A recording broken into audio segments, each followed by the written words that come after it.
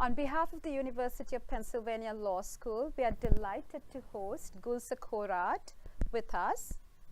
Gulser is a valued friend and colleague who heads the Gender Equality Division at UNESCO. I think I can very clearly attribute UNESCO's own mission on gender equality to Gulser Corat's own vision.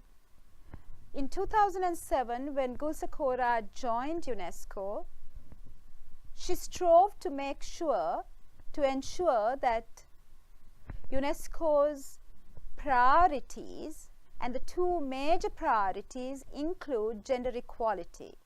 So Gulser Corat is really a pioneer who has broken new grounds at UNESCO, and along with Secretary General Irina Bokova, who is the first woman to head UNESCO, has made sure that gender equality is a bedrock, cornerstone of UNESCO's mission. Gender equality then has also been mainstreamed into the four major pillars of UNESCO's own agenda. And these four major pillars are cross-cutting and embrace the issues of education, science, information technology, and culture.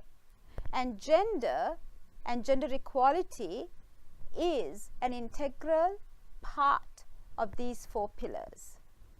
Well, first of all, allow me to thank you very sincerely, Rangita, Professor Da Silva, for inviting me to University of Pennsylvania. This is my second time this year, and on both occasions I've had the pleasure of meeting with you and your students and to exchange ideas, which really is one of the most rewarding experiences of working for UNESCO. I also want to thank you for your very kind words about what we have been able to accomplish at UNESCO. I think what we did manage to do at UNESCO is really one of those cases of preparing the groundwork and then being in the right place at the right time. When I joined UNESCO in September 2004 as the head of the division, which was then a section for gender equality, UNESCO was not using the terminology that we have now, which is gender equality as a global priority. Even though this was after the 1995 Beijing conference and the adoption of the Beijing Platform for Action, there was a kind of a relaxation or fatigue, if you want to use that term, with efforts to advance gender equality and women's rights and girls and women's empowerment. So like many other international organizations, including the UN agencies, UNESCO was taking it a bit more relaxed and resting on its laurels. So when I joined UNESCO, one of the first things I wanted to do was to build a coalition, a group of allies to promote gender equality in a much more substantive and integral manner. We started conducting mandatory capacity building and training activities for gender equality among staff, but also for our member states. And we also launched a very systematic and regular information and advocacy effort with the member states. It's really a very gratifying experience because after a very sustained effort throughout 2005 and 2006, when UNESCO's member states got together to define the medium-term strategy for the years 2008 to 2013, they decided unanimously to designate gender equality one of UNESCO's two global priorities. The other global priority is Africa, which was an unexpected and incredible boost for our efforts for gender equality. This was in 2007 in November, and let me just recall that this was before UN Women was established.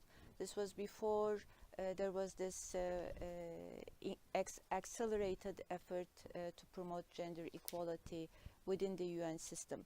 So in a way, UNESCO was one of the first agencies in the vanguard of the movement to push gender equality to a new level and to accelerate the pace of implementation of the Beijing Declaration and Platform for Action. As of January 2008, gender equality was put into action as a global priority. When we adopted our medium-term strategy for the years from 2014 to 2021, the end of 2021, there was again unanimous support from UNESCO's 195 countries to keep gender equality as one of two global priorities of the organization, again along with Africa, until the end of 2021. I must also mention the fact that after gender equality became a global priority in January 2008, we had the very good fortune to elect our first woman Director General in November 2009, Ms. Irina Bokova, who was a champion of women's rights and gender equality, and she really took on this challenge of global priority gender equality on and made it a pillar of her own mandate as well as a global priority for the organization.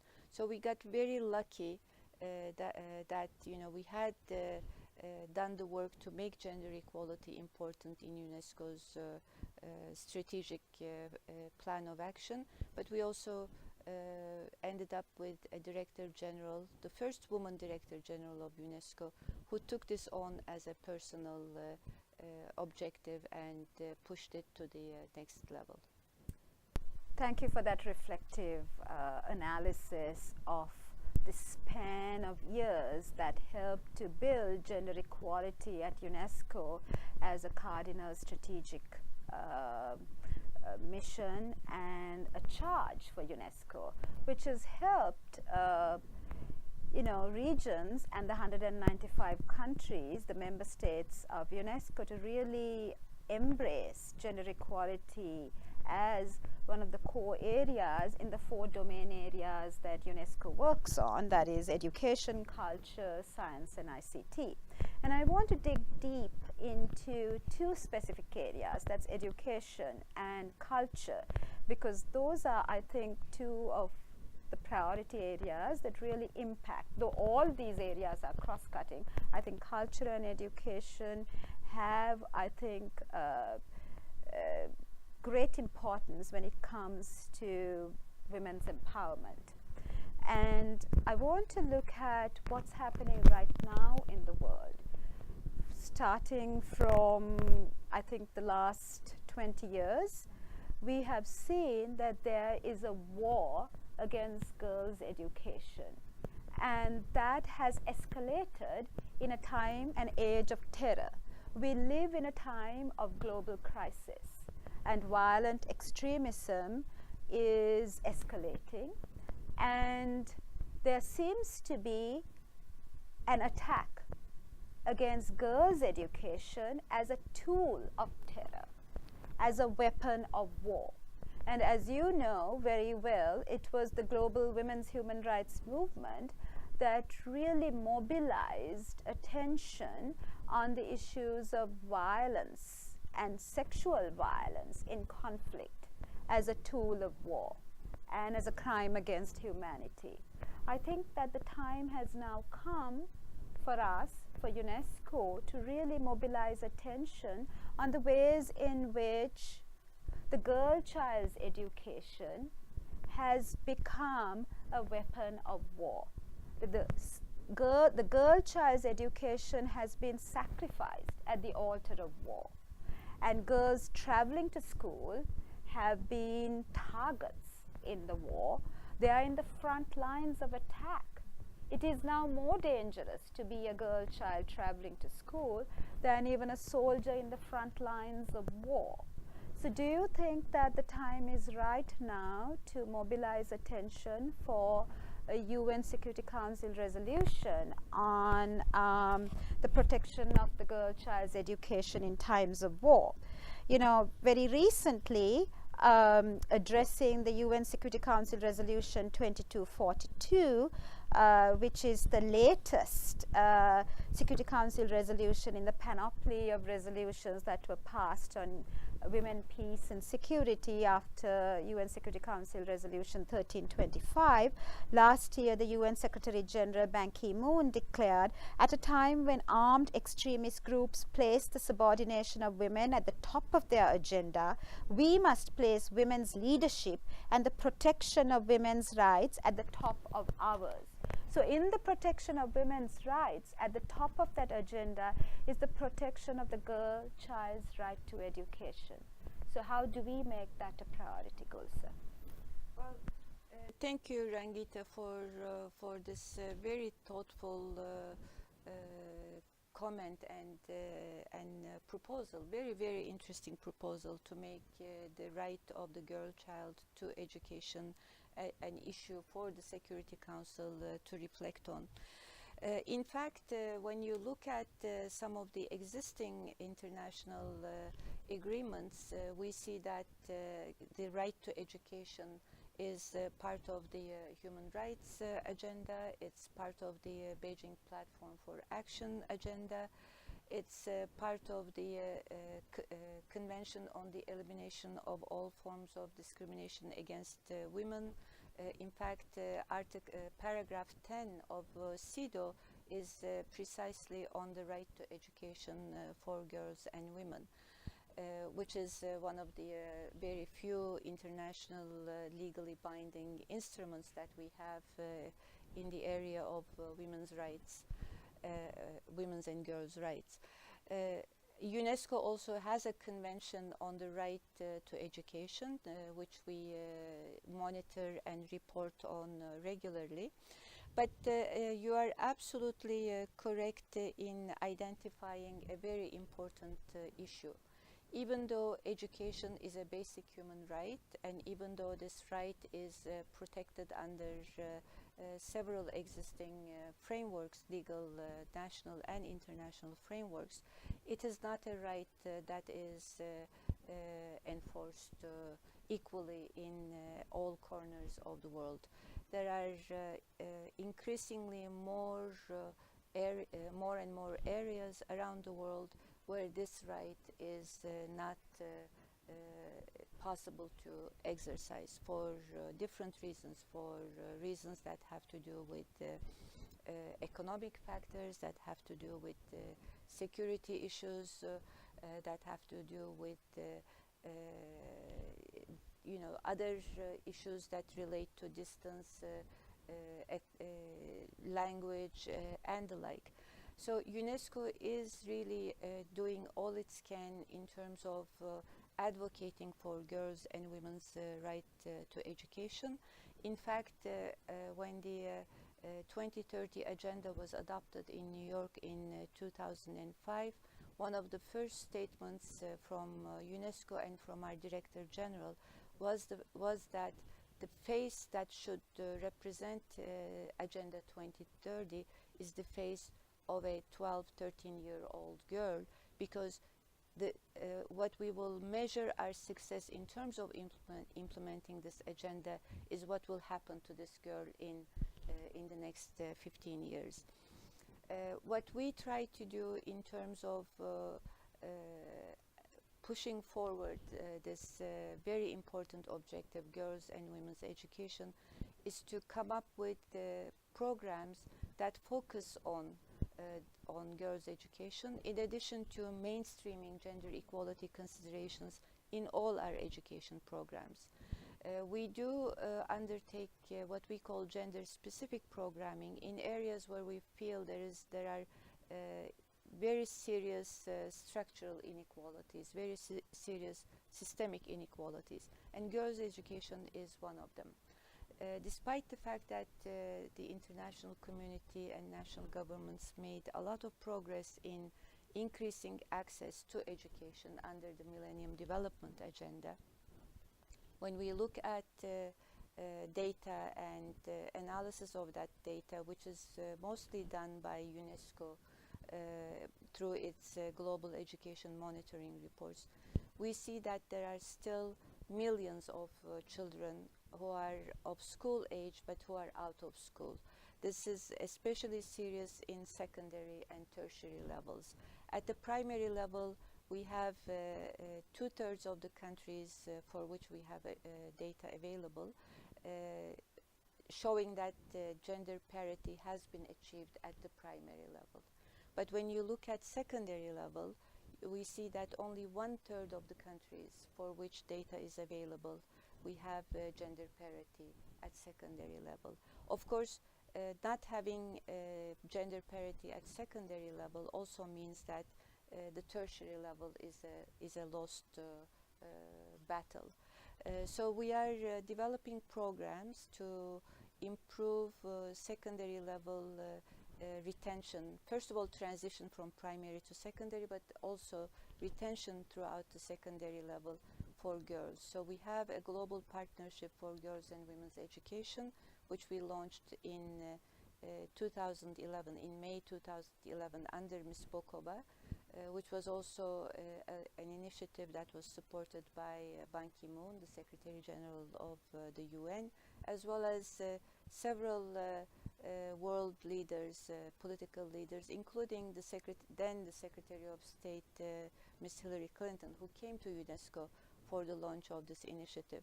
Through this initiative, we have been providing secondary level education opportunities for girls, especially in sub-Saharan Africa, teacher training in sub-Saharan Africa.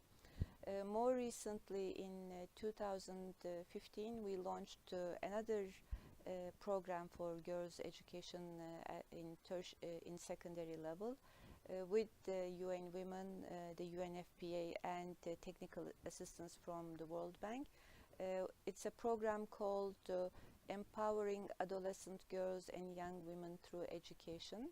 It's a very interesting, innovative program which looks at the life of an adolescent girl in its entirety, because we believe that you cannot compartmentalize the life of a young girl and say that we will do this intervention for this problem, and then somebody else will come and help in the other area. What we are trying to do is to look at the life of a young girl as a whole and look at the issues she may have for health, for education, for access to the labor market, for having an enabling environment that would allow her to realize all her potential.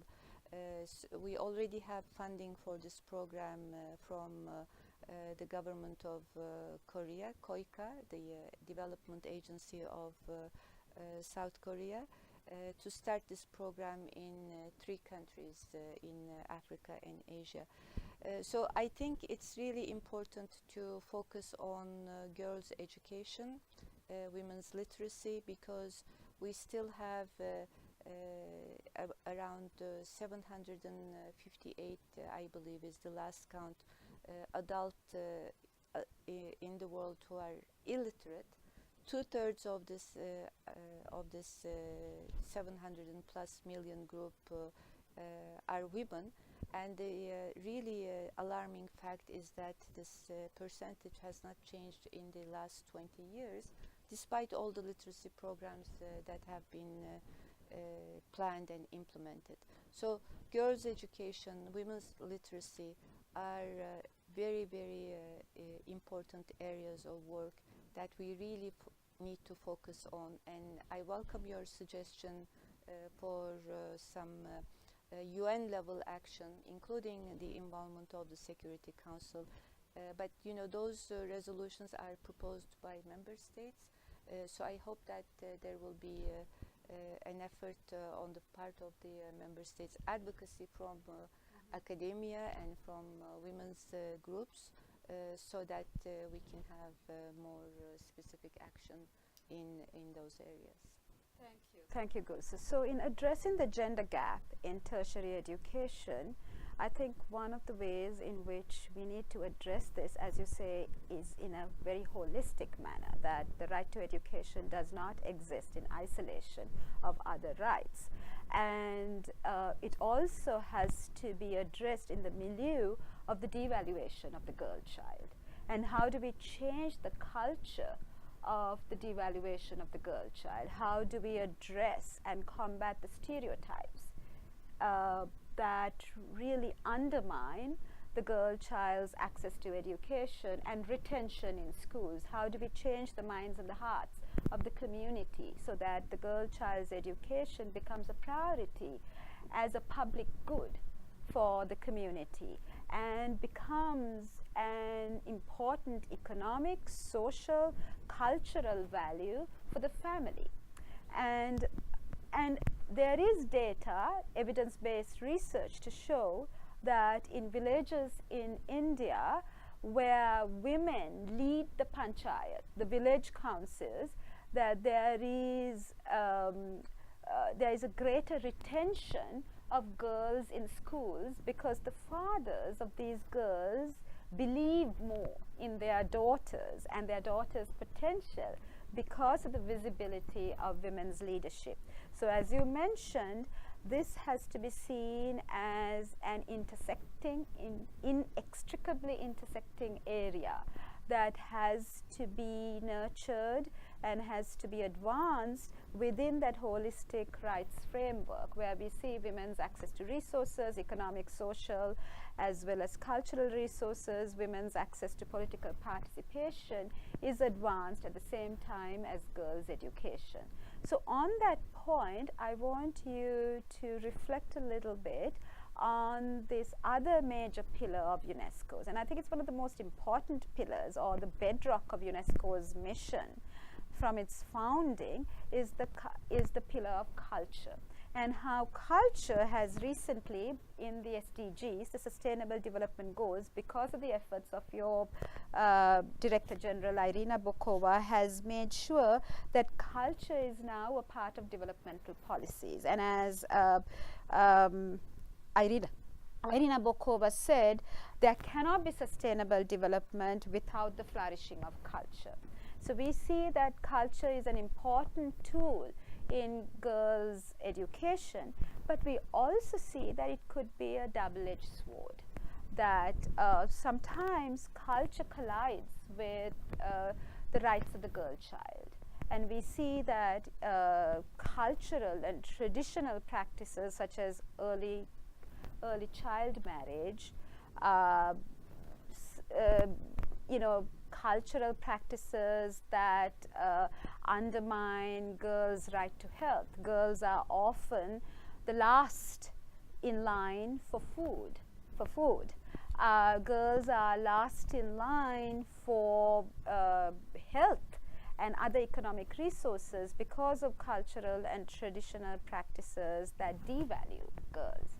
So given the fact that culture is one of your I think cornerstones of UNESCO, how do we also address the threats and cultural practices that really undermine girls' empowerment?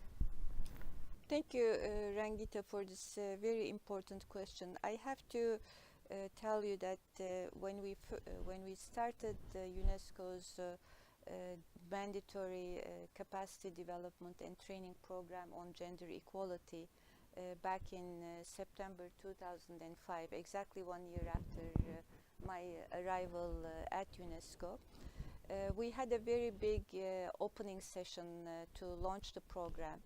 And I remember very well one key statement that was in the opening speech, which was that UNESCO has a special role to play in promoting gender equality, in promoting women's rights and empowerment, because it's the only UN agency with the mandate to work through education and culture which in my mind formed really the nexus where you could hope to make some positive contribution to change. So it is absolutely crucial that UNESCO uses this potential, this mandate that it has to make an effort to push for gender equality in a much more systematic, concerted, and holistic manner. That was the statement in the opening speech of our gender equality training and capacity development program. And I sincerely believe that, and I think UNESCO has been doing a lot of advocacy in that area. We always repeat, the Director General as well as all senior management and UNESCO staff, when there is an overlap between women's and girls' human rights and so-called cultural practices, the rights always have priority. We do not accept the argument of infringing on human rights, women's human rights, girls' human rights, in the name of tradition, culture, or any other context.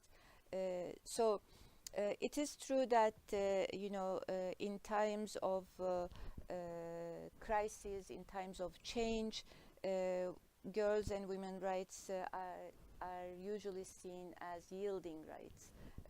That is to say, those are rights that have to give way to peace and justice and other quote-unquote more important issues, and they are sacrificed not to offend traditional, cultural, or religious views which maintain gender inequalities.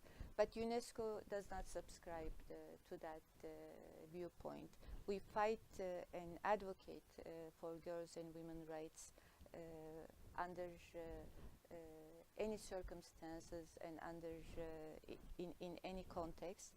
It's interesting you mentioned child early and forced marriage. Just last week, on the day of the International Girl Child, the 11th of October, we had a roundtable at UNESCO on this issue, how to prevent early child and forced marriage.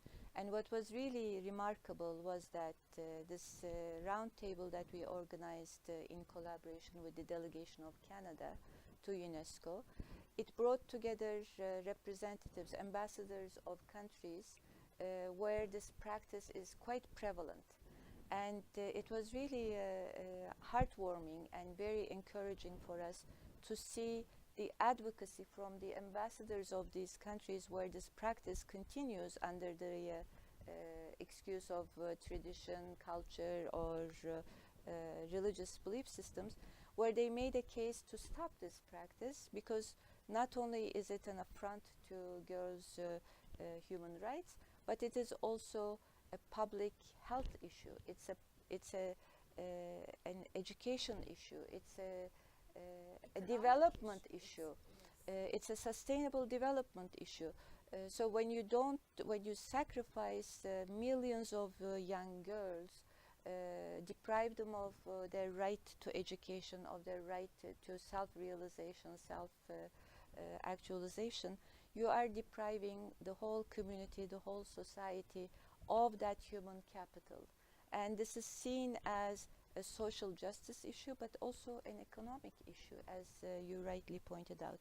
And UNESCO is really behind and in the front of any movement, any advocacy, any action that would help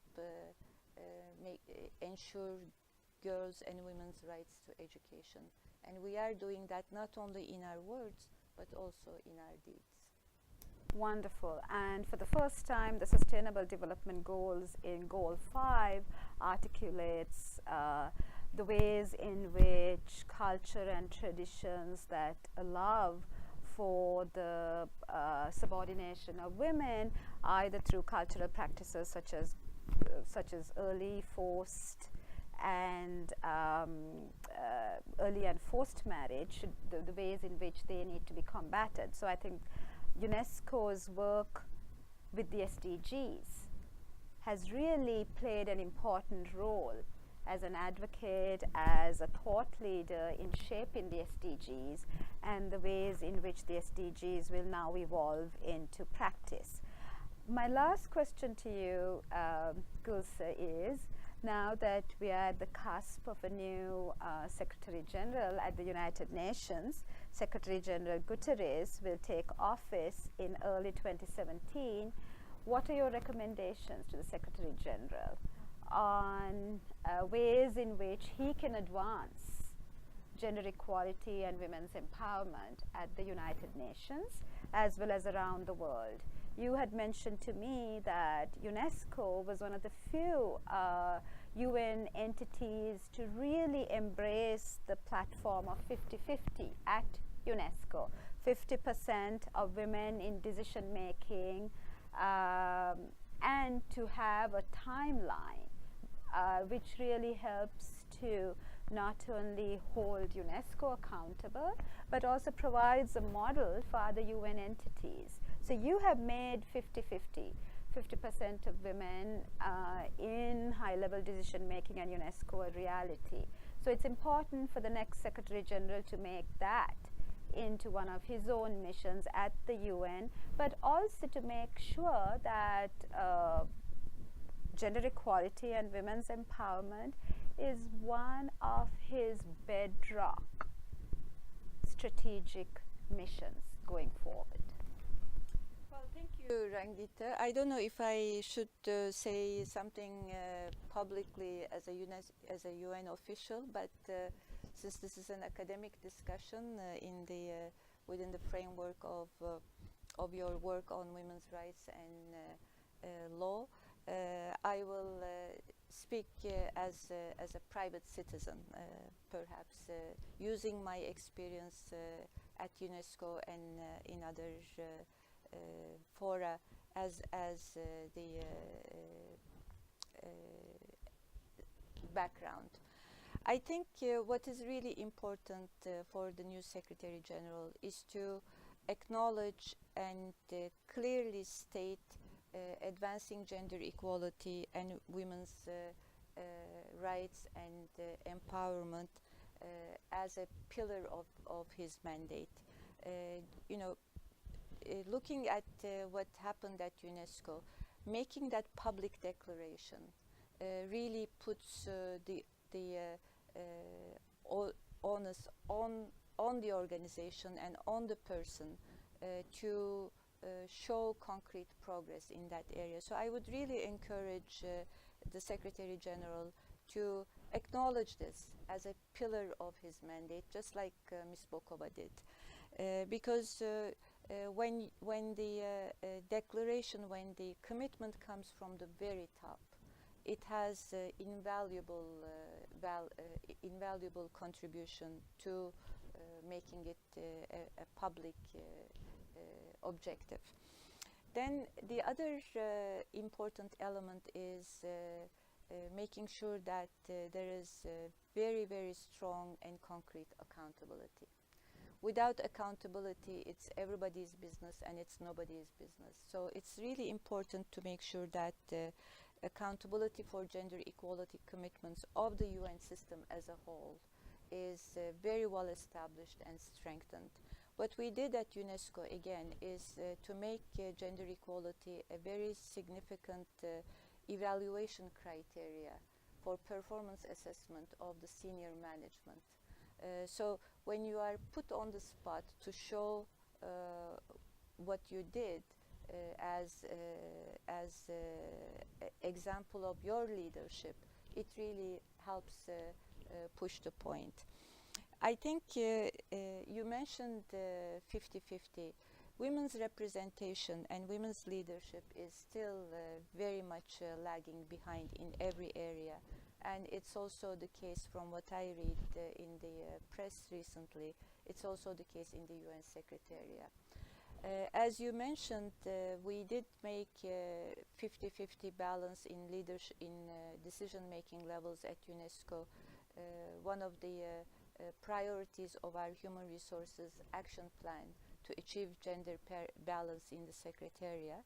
And when we set the target for 2015, we set the target in 2007 when we were at lower 20s for women's representation. So if I'm remembering correctly, we had 22% women in D1, D2, Assistant Director General and Deputy Director General levels. I'm very happy to report to you that as of August 2016, we are at 48%. Now we haven't achieved 50%, but we are very close.